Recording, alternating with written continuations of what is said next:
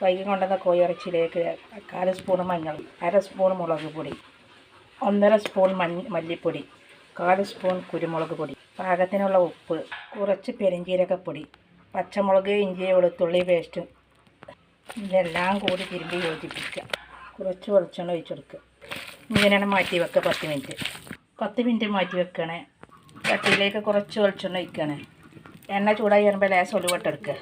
ഉലുവ ചൂടായി വരുമ്പോൾ ലേശം ഉള്ളി അരിഞ്ഞ് ചേർത്ത് വെക്കണം.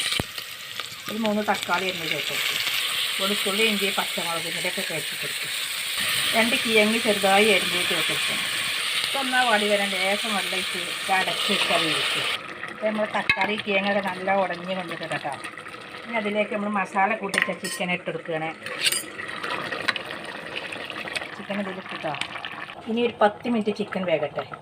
അപ്പോൾ നമ്മളെ സൂപ്പർ ചിക്കൻ ഗ്രേവി ഇവിടെ റെഡി ആയിട്ടുണ്ട് കേട്ടോ.